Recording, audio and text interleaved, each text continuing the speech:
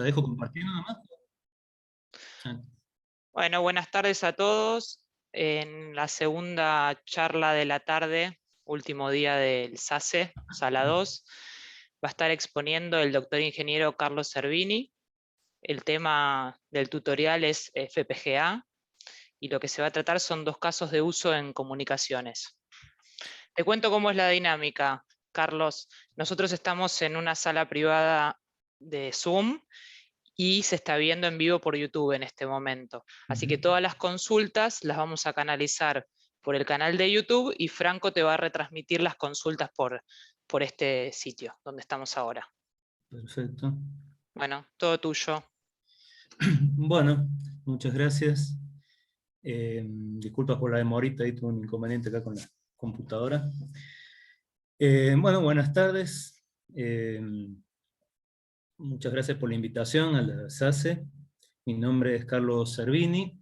Yo pertenezco al Grupo de Investigación y Transferencia en Electrónica Avanzada de la Universidad Tecnológica Nacional, Regional Córdoba.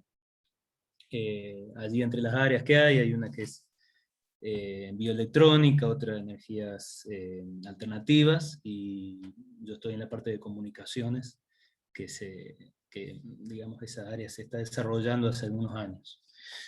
Bueno, hoy voy a hablar un poquito de dos casos de uso de las FPGAs en comunicaciones, en que estamos haciendo alguna experiencia allí en el grupo.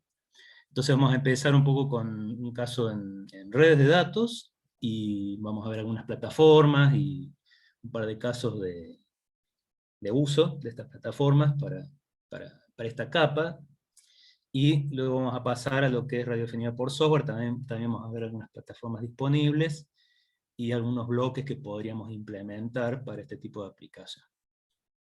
Bueno, en general, en la actualidad, las FPGAs ofrecen, todos sabemos que vienen avanzando hace una buena cantidad de años, y hoy en día ofrecen una gran variedad de recursos para implementaciones de alto desempeño.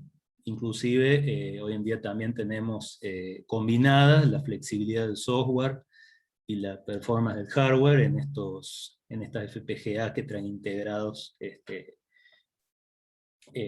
núcleos ARMS, por ejemplo, y lógica, ¿no?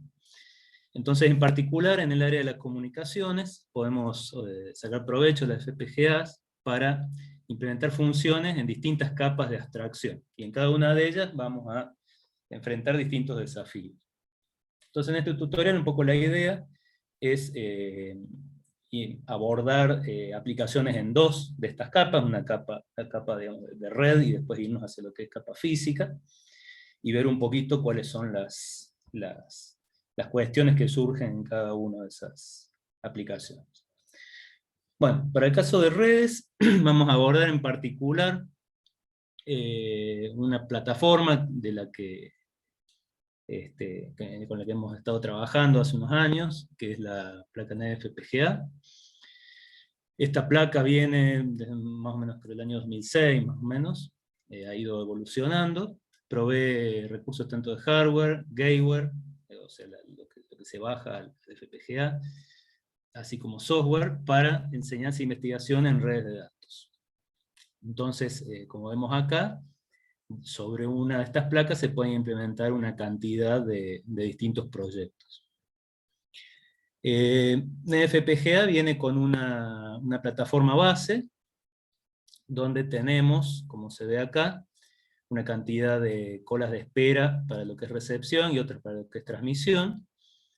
Y tenemos, bueno, de cada lado, 8 colas, y 4 de ellas interactúan con lo que son los 4 puertos Ethernet, y las otras 4 interactúan con un CPU.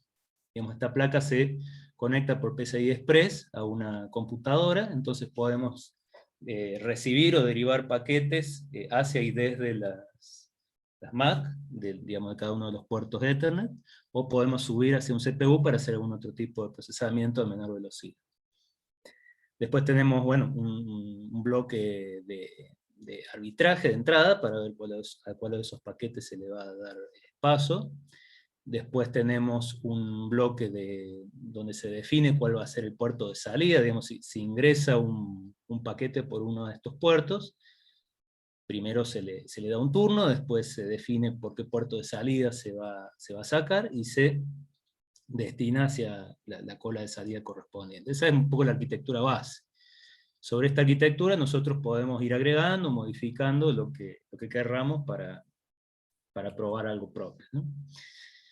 Entonces, esta es un poco el uso de esta placa. Digamos, tenemos esta placa que es como una placa de red inteligente, que la conectamos a la PC, y arriba podemos también hacer algún otro tipo de procesamiento. Bueno, brevemente, estas son las herramientas que brinda. Ya vamos a ver que hoy en día un poco ha migrado más a lo que es la parte de software y gateware. Algunos diseños de referencia, y ya los vamos a repasar un poquito más, como por ejemplo un NIC inteligente, switches, routers, herramientas para diagnóstico de redes también a velocidad de línea. Y una cosa importante es que el procesamiento se realiza a velocidad de línea. Quiere decir que los paquetes se procesan sin pérdidas y a tasa de línea, la latencia es mínima.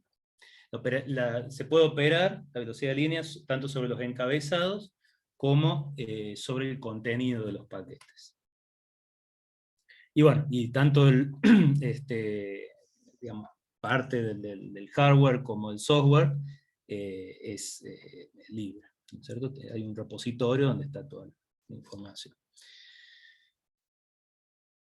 Bueno, yendo un poco a las familias, esto arrancó más o menos en el año 2006 con la NFPGA 1G, con puertos de 1 gigabit Ethernet, y esta familia con puertos de 1 giga evolucionó hacia lo que es la NFPGA 1G CML, que es esta, en 2014, y paralelamente para lo que es alto desempeño, digamos, con puertos de 10 GB, en 2010 surgió la NFPGA 10G, que evolucionó hacia lo que es la última placa, digamos, NET FPGA, que es la NFPGA SUME, que salió en 2014. Bueno, alguna información general sobre estas placas, por ejemplo, la NFPGA 10G de 2010, bueno, llevaba 4 puertos de 10 gigabit Ethernet, interfaz PCI Express de primera generación, tiene memoria SRAM, y slots de expansión también. La evolución de esa, por ejemplo, que es la NFPGA SUME, ya evolucionaba a un Virtex 7, también, bueno, tenía puertos de 10 GB, PCI Express de generación 3, bueno, también SRAM, CODIMM, slots de expansión y una micro SD. Esto, bueno, lo mencionamos brevemente, después por ahí alguien que le interese, está toda la información en la página. Esta sería un poco como dijimos, la última placa, digamos, que hicieron ellos. Hoy en día, bueno, este año salió la primera versión de este código. El proyecto evolucionó hacia lo que se llama NFPGA Plus, que es en realidad un código base, y ya las placas que se utilizan son las de la familia Xilinx Albedo, como la U200, la U250 y la U280. Estas usan FPGAs de la familia Xilinx Ultrascale, y tienen también interfaz PCI Express. Acá tenemos un poquito una información de lo que sería una de estas placas. Bueno, para nuestro caso particular, nosotros lo que habíamos utilizado ahí en el grupo es la placa esta, la de 1 GB, digamos la versión nueva, pero de 1 GB. Bueno, en particular, bueno, acá vemos la placa y la vemos en la PC conectada. Esta placa utiliza una FPGA Kintex 7 de Xilinx. Bueno, tiene 4 puertos gigabit Ethernet. Bueno, memoria SRAM, memoria DDR3 de RAM, PCI Express de segunda generación. También tiene un puerto FMC, digamos completo, compatible con Vista 57. donde, por ejemplo, podríamos conectar o alguna placa accesoria con puertos de mayor velocidad, o como ya vamos a ver en la aplicación de CDR, a esta placa también se le podría usar una placa para, por ejemplo, para hacer SDR también, ¿no? Y poder combinar las dos aplicaciones, por ejemplo. Y bueno, después tenemos también USB, PIC, digamos, distintas cosas en la misma placa. Bueno, entonces acá tenemos un resumencito un poco cómo fue evolucionando, tanto la familia de 1 GB como la de 10 GB. Acá en realidad habla de 100 GB porque hay una forma de combinarlas para trabajar a 100 GB, pero en realidad los puertos son de 10 GB. Y cuáles son las FPGA que se fueron utilizando, ¿no? Bueno, para el caso particular de la placa que tenemos nosotros, la 1GSML, tenemos disponible, bueno, todo el flujo de trabajo para trabajar con el microblaze, y también tenemos un flujo de trabajo para el software que corre en la PC y el EDK de Zynex. Y todo eso está en un GitHub, hay una comunidad bastante activa donde se puede digamos, tener soporte sobre los proyectos. Tenemos una cantidad de proyectos base y después proyectos que le van aportando, digamos, distintas universidades. Bueno, acá tenemos un listadito como para tener una idea de cómo fue cambiando. Para la primera FPGA es donde encontramos la mayor cantidad de proyectos, tenemos una gran cantidad de proyectos y aporte de varias universidades. Después ya, a medida que evolucionó a 10G, esto, bueno, del boom inicial se fue decantando un poco y fueron quedando una cantidad más reducida de proyectos.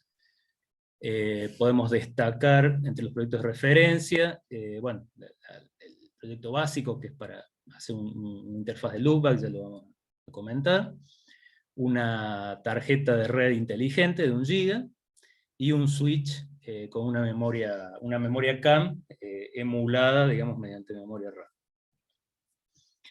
Y entre los proyectos externos, por ahí para destacar, tenemos un switch OpenFlow, que se utiliza mucho en virtualización de redes, y digamos una punta de prueba tipo NetFlow para poder hacer testeo sobre redes de 1 GB. Bueno, y para lo que es combinación con la NFPGA Summe, nosotros tuvimos que adaptar algunos, digamos, un proyecto que era sobre todo la parte del switch OpenFlow. En el caso de la NFPGA Summe tenemos estos proyectos, y los proyectos de referencia para la NFPGA 1 GSML serían estos que están acá. O sea que acá vemos que un poco cómo fue evolucionando, de la 1G pasando a la 10G, que digamos las dos primeras generaciones, y llegando, como vemos acá, fue decantando bastante a lo que es digamos, las dos representantes de la última generación. La NFPGA 1 GSML, que es la que estuvimos utilizando nosotros, y la NFPGA Summe. En nuestro caso particular lo usamos para una aplicación de un switch OpenFlow, o sea que ahí tuvimos que migrar un poco lo que estaba para esta versión hacia esta versión. Bueno, algunos proyectos destacados más, un poco más clasificados, según lo que es computación, mediciones en redes, y redes definidas por software. Esto un poco en lo que nos habíamos concentrado nosotros.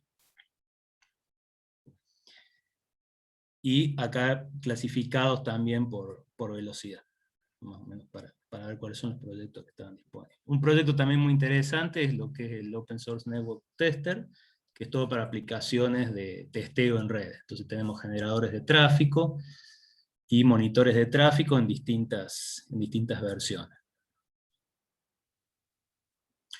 Bueno, los dos diseños de referencia básicos que habíamos probado nosotros con la placa inicialmente, como para dar un ejemplo de que se podría implementar en un principio.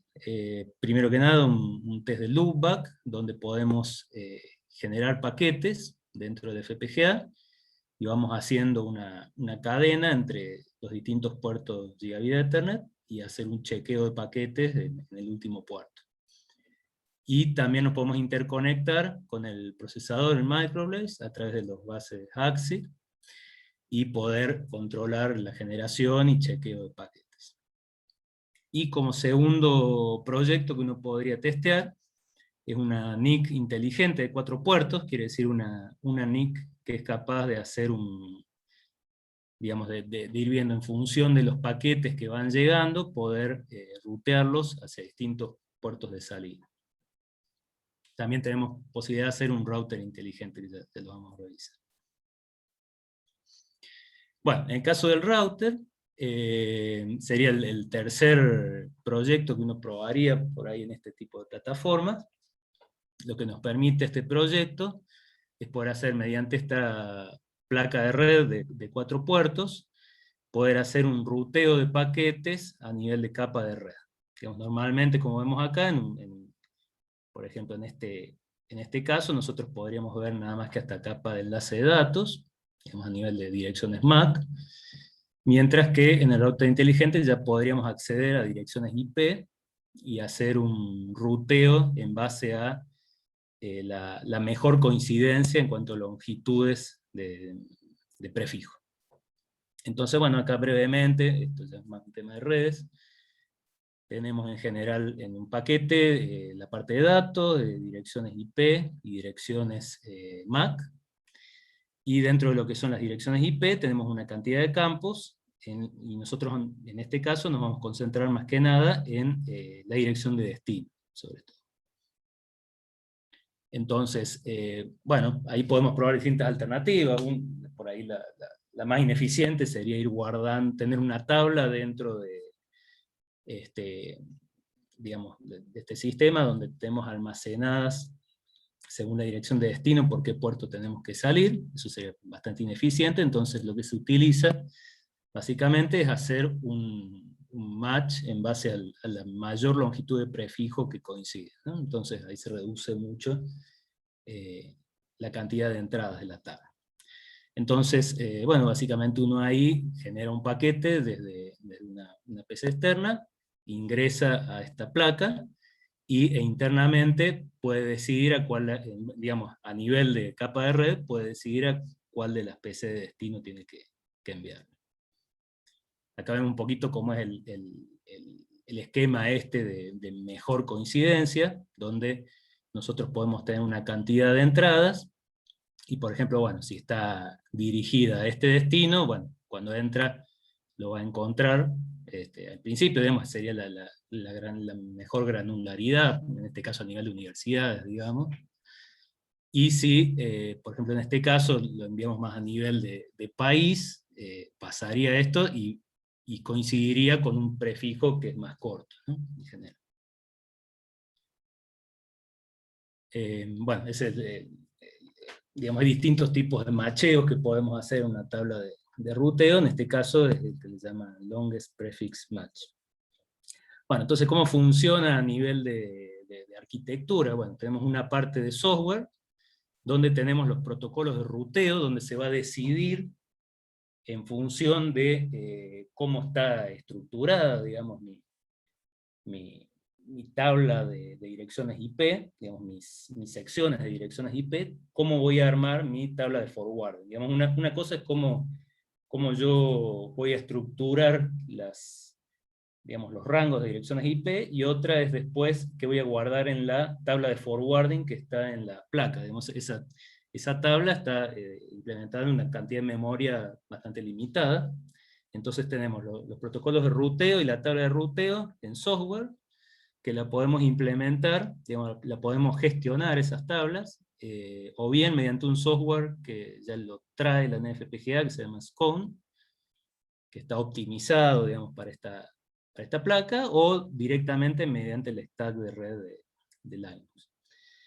Y por otro lado tenemos la parte de hardware, que sería la placa en sí misma, donde tenemos las tablas de forwarding, y la parte que va a definir hacia qué puerto se dirige el paquete, y que la va a ir escribiendo el software en base a lo que va decidiendo sobre la tabla de ruteo. Digamos, esta tabla es mucho más concisa que la que está en software, pero es mucho más rápido son mucho más rápidas las acciones que puedo tomar a nivel de hardware. Entonces, digamos, tengo una cantidad de memoria reducida, digamos, y un procesamiento muy rápido en la placa, y por otro lado, a través del PCI, del bus PCI Express, yo me puedo comunicar con una sección de software donde voy gestionando ese router inteligente, bueno, y esto es totalmente reconfigurable. Esa es por ahí la ventaja de implementarlo con esta placa. Digamos, no es simplemente un router que yo lo puedo configurar en base a lo que me dice el fabricante, sino que yo puedo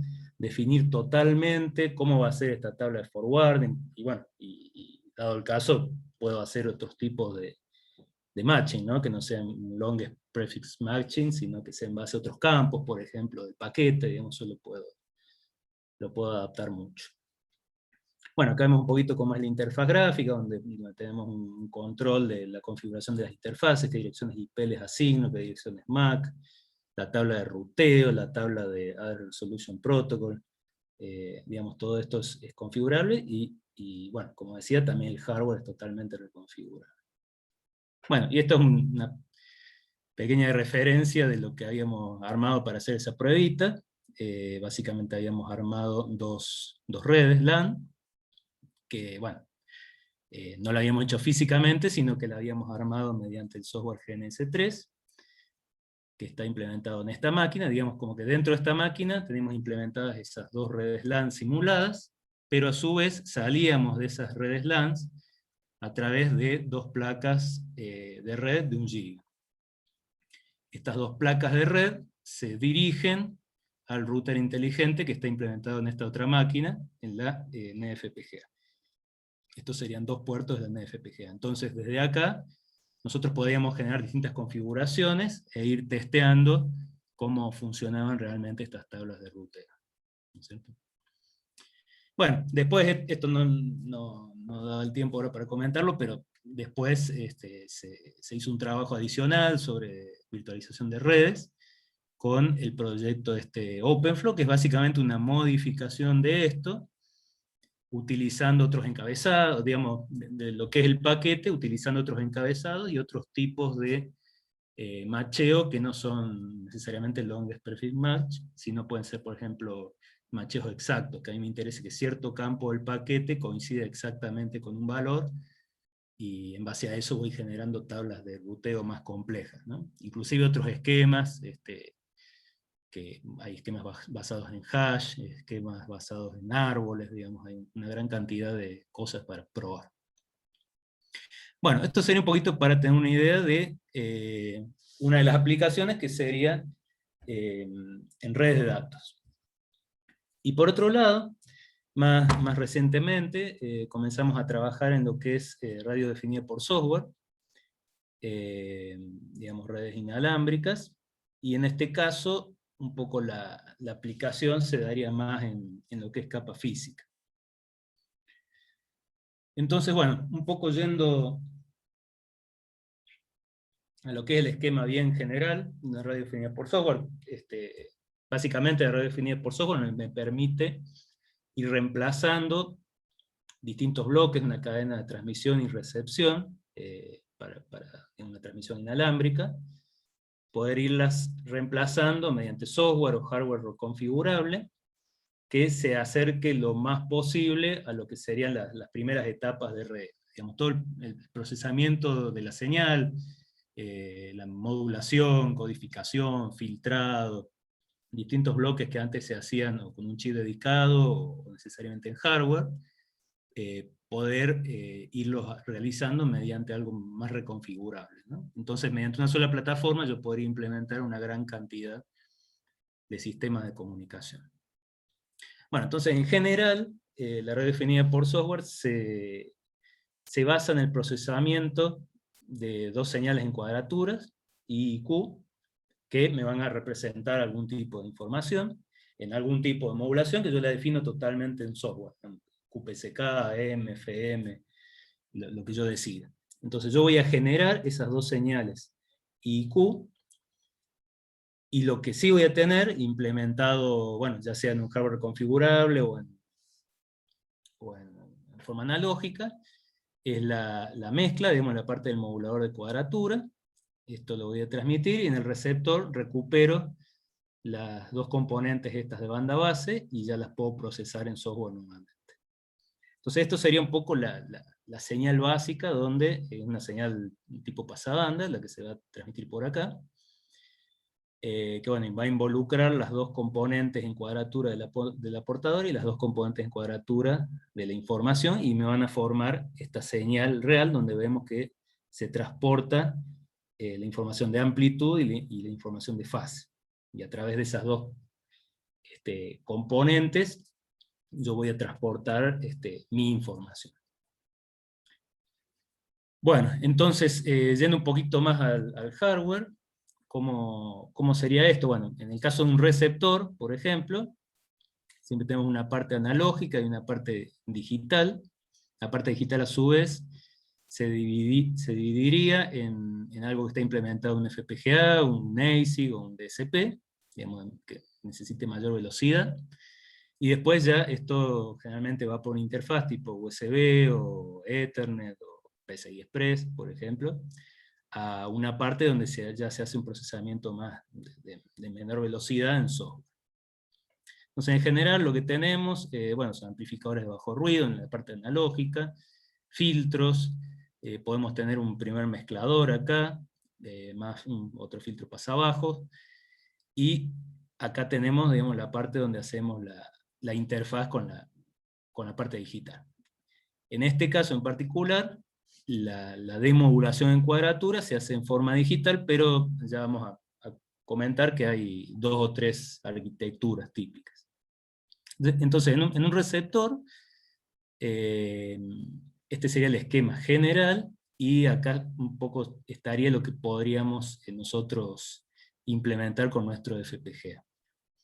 Acá vemos un poquito un repaso de cómo fue migrando esto desde las primeras generaciones, donde, como vemos acá en rojo, una gran cantidad del procesamiento se hacía todavía en forma analógica, y si vemos acá, bueno, el DSP se hacía ya directamente en banda base, ya el demodulador de cuadratura se hacía todavía en forma analógica. Esto fue migrando a medida que fue avanzando la tecnología,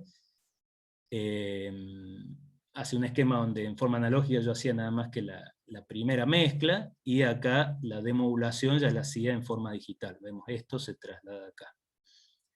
Y ya hoy en día, bueno, y acá todavía se trabajaba en una frecuencia intermedia, ¿no? Y hoy en día se tiende a trabajar lo más cerca posible de, digamos, ya tender a eliminar estas etapas de mezcla analógica, y poder trabajar lo más cerca posible de la zona donde ya tengo la RF, ¿no?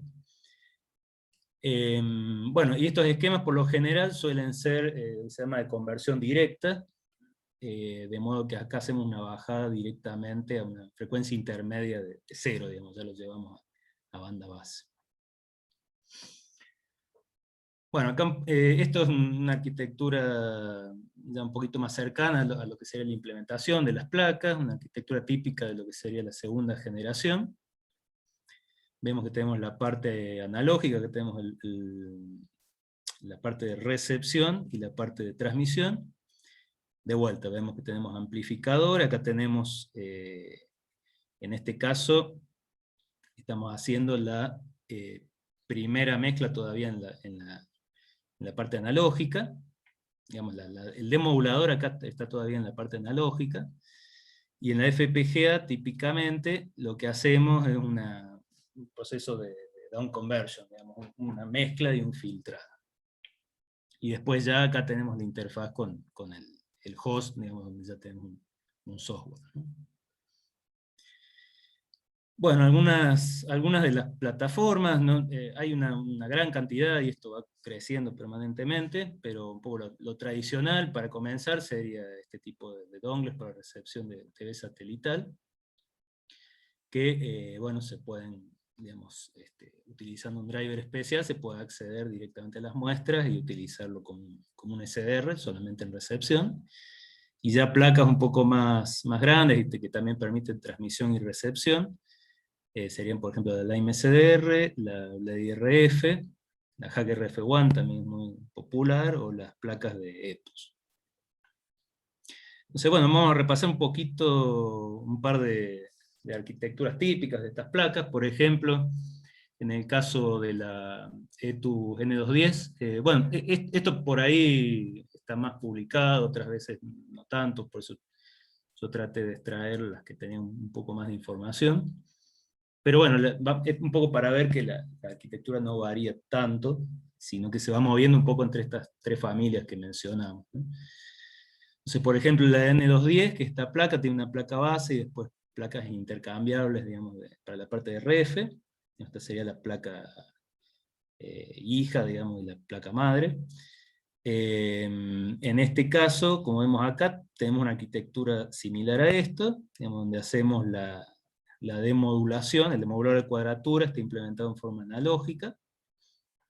Vemos de vuelta que tenemos, bueno, atenuador, filtro, pasabanda, filtro pasabajos acá, y los dos ADC, igual que acá, ¿no es cierto? O sea, un ADC para cada uno de los canales ya de banda base, ¿no?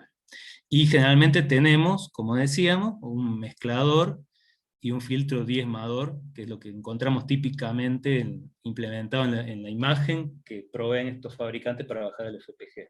Digamos, por defecto siempre nos dan una imagen que la bajamos, pero después dependiendo del fabricante y de la placa, a veces es más accesible acceder a lo que tiene esa imagen, y otras veces, bueno, un poco más trabajoso, ¿no? Este es otro ejemplo, la placa la B200 de Etus, digamos, el mismo fabricante de esta un poco de menor costo. En este caso tenemos toda una sola placa, identificamos toda la parte de RF en esta parte. En este caso utiliza un chip de RF configurable. Bueno, todo lo que es la parte analógica también es muy configurable, por lo general. En este caso usa un chip de Nano Devices y después una FPGA Spartan 6. Y siempre, bueno, y acá tenemos otro integrado también que se encarga más la parte del USB 3.0. Estas son un poco las características generales. En este caso cubre de 70 MHz a 6 GHz, digamos, en cuanto a frecuencia central, y el ancho de banda en este caso es de 56 MHz, digamos, el ancho que puedo tener la señal modulada. Otro caso que comentamos recién es la Lime SDR. En este caso el chip de RF que utiliza es un chip de Lime, el LMS 7002, que es bastante popular, y la FPGA es una Altera Cyclone 4. Bien, otra placa, por ejemplo, sería la Blade RF y la versión micro de la Blade RF. En este caso también usa un chip de Lime, este es un poquito más viejo, el LMS6002D, y una placa Cyclone 4 en el caso de la Blade RF original, y una Cyclone 5 en el caso de la micro. Y siempre, bueno, tenemos este micro que es el que gestiona la parte del USB por los anchos de banda, digamos, que estamos manejando. De todos modos, como comentamos, acá en la FPGA yo le voy a bajar el ancho de banda original de 56 megas, digamos, en esta etapa, a lo que yo requiera. En este caso, bueno, si tengo una interfaz de mayor velocidad no habría problema, pero si no, generalmente esto me va a servir para ajustar la tasa de muestras a lo que yo pueda soportar acá con la interfaz que va a la PC, y no sobrecargarla esa interfaz, ¿no? Bueno, acá un esquemita un poco más detallado, digamos, de lo que se publica, de lo que es la Blade RF. Esto está disponible, el código, lo mismo en la B200 también. En la B200 no hay mucha documentación, ese es el tema, pero bueno, el código creo que es DHL en ese caso, está disponible, digamos, pero bueno, un poco más difícil de procesar. En el caso de la Blade RF y la Lime también están disponibles, el gateware, digamos, lo que iría a parar al FPGA, de modo que bueno, en algunas con un poco más de esfuerzo, otras hay más documentación, pero en general se puede, digamos, trabajar sobre la arquitectura base que traen estas placas. En el caso de la Blade RF, vemos acá tenemos el camino desde el chip de RF, pasando por toda la imagen que trae para para bajar el FPGA hasta el chip que maneja el USB. Entonces, bueno, acá tenemos que hay un bloque de interfaz con el, con el chip de RF. Después suelen tener unos bloques de corrección, porque cuando hago estos esquemas de conversión directa tienen unos problemitas, por ejemplo, de variaciones en el nivel de base. Y bueno, hay un par también de errores más que hay que corregir, entonces suelen traer unos bloques de corrección de ese tipo de errores. Y en este caso, bueno, después tengo unas FIFOs acá que ya van a parar al integrado que me maneja la interfaz USB. Y en este lugar, por ejemplo, sería donde yo podría poner el código que yo quiero probar, ¿no es cierto? Otra plaquita muy práctica es lo que es la placa Adarm Pluto. Bueno, yo no he tenido oportunidad de probarla, pero bueno, es bastante popular para este tipo de aplicación. En este caso, usa de vuelta un chip de analog, digamos, los chips de RF en general suelen ser o de Analog Devices o de Line, en este caso, por lo menos en este tipo de placas, más para investigación y con fines didácticos.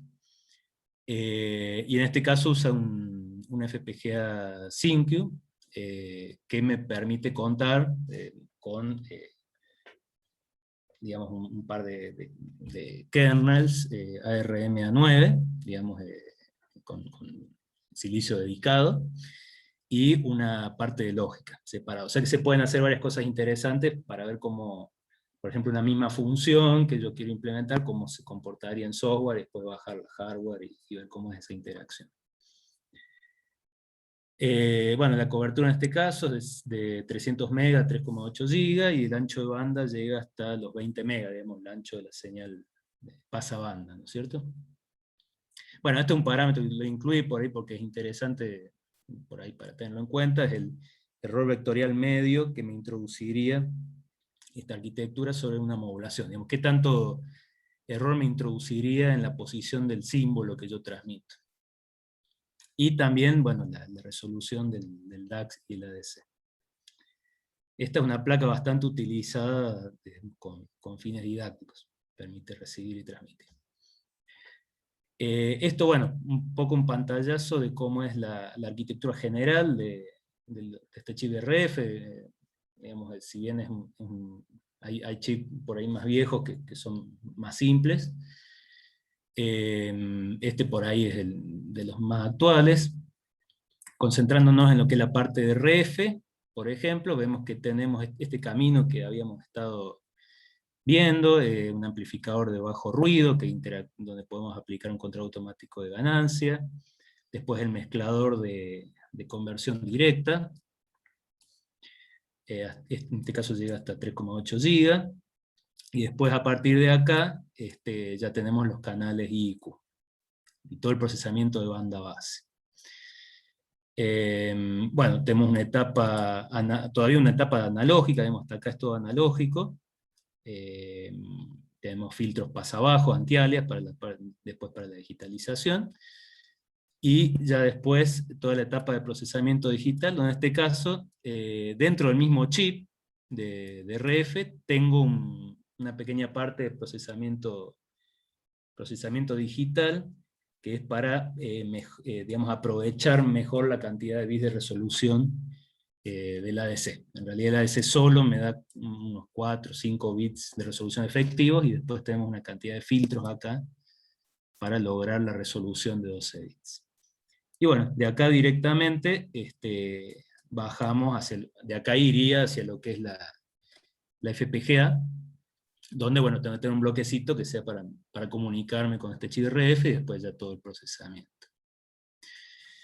Bueno, entonces finalmente, conociendo en general cómo son estas arquitecturas, uno se preguntaría, bueno, en la FPGA, por ejemplo, en este lugar que dijimos nosotros, ¿qué tipo de cosas podríamos llegar a implementar?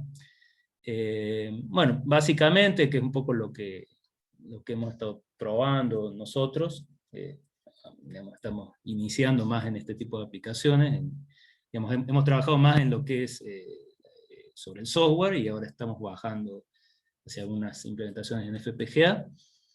Lo básico que uno podría empezar a tocar como para ver qué puede hacer, cuál es el desempeño y hasta dónde se puede llegar, sería la etapa del Digital Down Converter para el caso del receptor, y el Digital Up Converter para el caso del transmisor, que sería, si nos vamos acá, bueno, esta parte, ¿no?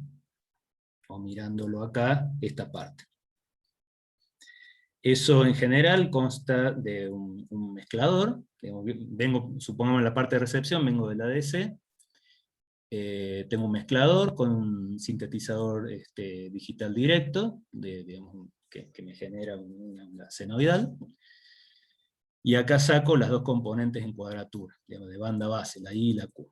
Y acá tengo unos filtros tipo peine, tenemos integrador y peine en cascada, y un filtro FIR para compensar las imperfecciones de este filtro. Esto básicamente me implementa un filtro pasabajo diezmado. Implemento uno de estos por cada uno de los dos caminos. Y acá directamente ya tengo el bloque que me va hacia el chip, me implementa la interfaz USB o Ethernet. Entonces esto sería por ahí lo básico, como para uno empezar a acostumbrarse a este tipo de arquitectura.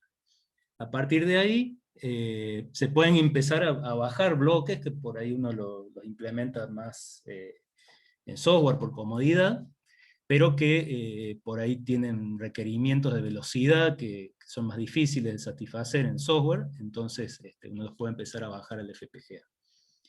Algunos de esos bloques serían, por ejemplo, acá vemos en el contexto de una cadena de transmisión y recepción digital, lo que son los bloques de procesamiento en banda base, como por ejemplo codificación de fuente, codificación de canal, digamos esto sería quitar redundancia, esto sería agregar redundancia para que sea más robusto frente a las imperfecciones del canal.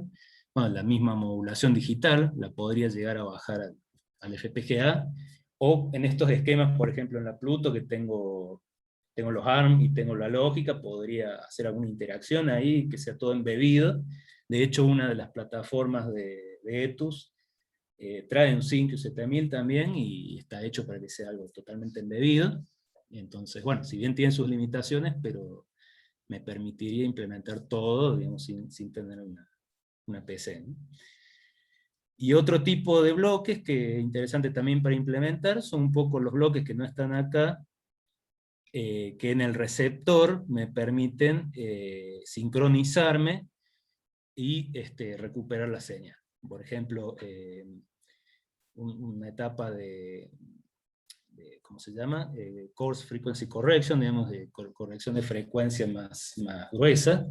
Después un filtro adaptado, la parte de timing recovery, la parte de recuperación de la portadora, sincronismo de los frames, ecualización, digamos, todos estos bloques que están más en el receptor, también son interesantes como para ir bajando el FPGA. Por esto sería lo básico con lo que uno empezaría. Y bueno, después todas estas son cosas que uno las encuentra normalmente en software como, digamos, librerías como lo que es New Radio o librerías de MATLAB. Entonces uno puede empezar desde una simulación, ver y simular todo este camino, ver cómo se comporta. Después ya puede interconectarlo con la placa SDR y hacer el procesamiento todavía en software, y después ir detectando qué bloques de esos por ahí estaría bueno que tuvieran mejor desempeño, o para escalar tendrían que tener mejor desempeño, e ir bajando pedacitos de eso al FPGA para bueno, ir viendo también en función de la FPGA de la placa y de la FPGA que uno tenga, hasta qué punto puede lograr un buen compromiso. Bueno, este es un ejemplito muy breve de lo que sería una arquitectura de este tipo. En este caso está implementado, sería por ahí lo primero así implementado mediante bloques IP de Xilinx. También se puede implementar mediante bloques, digamos, disponibles en forma libre, donde, bueno, en este caso mapearíamos esta arquitectura.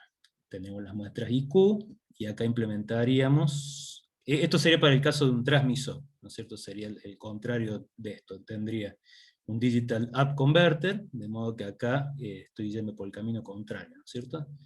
Primero tengo las muestras, que vienen desde mi PC, por ejemplo, el filtro FIR, para compensar, digamos, las imperfecciones de los filtros SIC.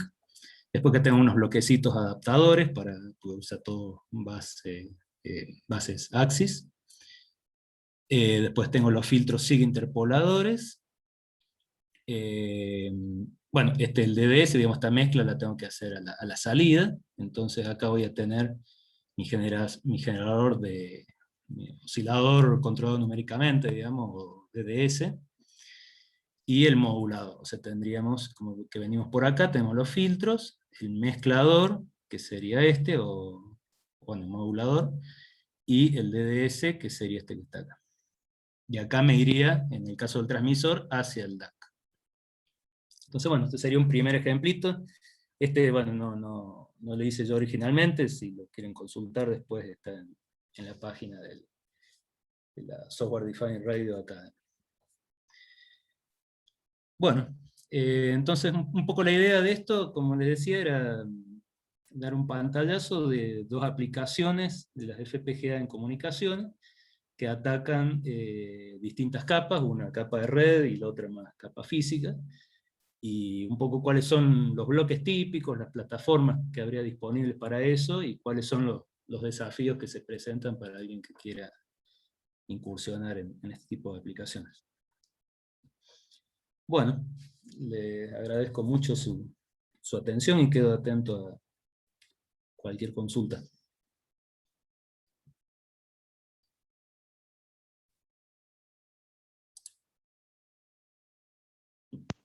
Excelente la presentación, Carlos, muchas gracias. Ahora vamos a ver si en el chat de YouTube apareció alguna pregunta. Franco, ¿estás revisando? Sí, se lo estoy revisando y Los no hay desafíos que consultas. se presentan para alguien que quiera incursionar en...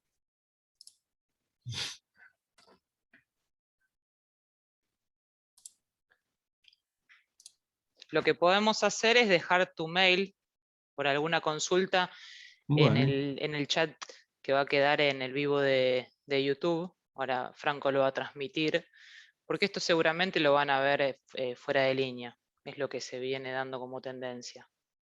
sí, yo mismo lo hago eso. Sí, Así que bueno, muy buena la charla, muy clara. bueno, me alegro. Sí, un poco la idea es motivar a alguien que le interese. También está disponible tanto mi mail como ahí la página del grupo dentro de lo que es la UTN. Pero bueno, si se quieren comunicar para consultar. Bueno, excelente. Muchas gracias por la participación. Bueno, no, al contrario, gracias por la invitación y será hasta la próxima. Entonces. Igualmente, un gusto. Bueno, hasta luego, un gusto. Hasta luego.